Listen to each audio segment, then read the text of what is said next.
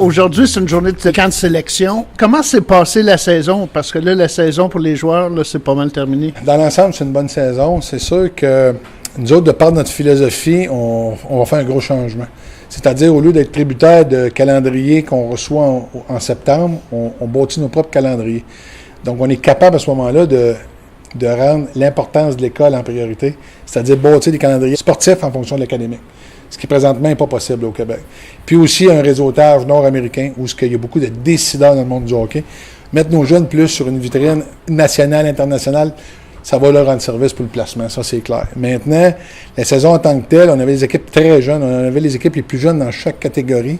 C'était voulu aussi pour créer l'adversité, créer l'humilité, pour régler des petits problèmes d'attitude pour qu'éventuellement ils soient capables d'accepter l'adversité plus vieux. Parce que d'autres, le but, c'est de placer les jeunes. Hein.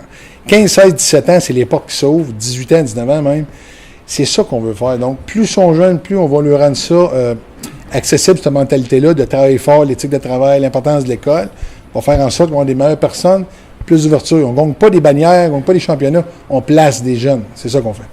Il y a des bons changements là, l'année prochaine parce que vous changez de ligue, c'est bien ça?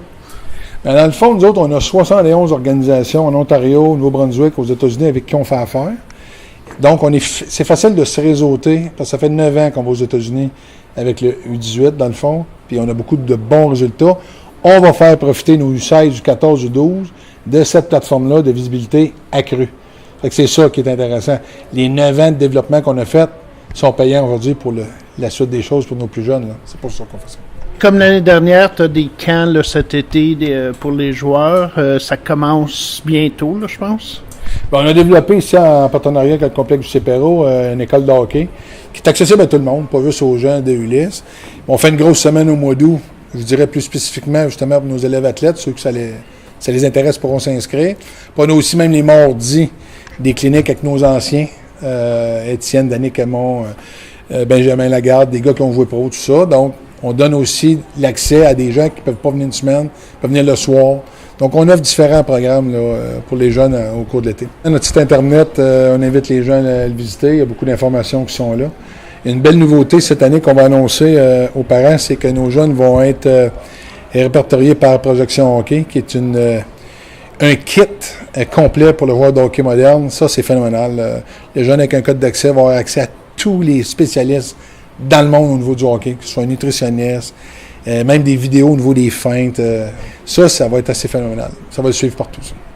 Bon, ben bravo Ulysse, là, je sais pas, ça va être votre 10e année qui va commencer là, en septembre. Effectivement, 10e anniversaire, on va fêter M. Fern pour sa retraite finalement. On va faire le lancer du Fern dans le filet. Donc. Sur ça, on va inviter les gens à grand nombre à venir voir ça. Merci.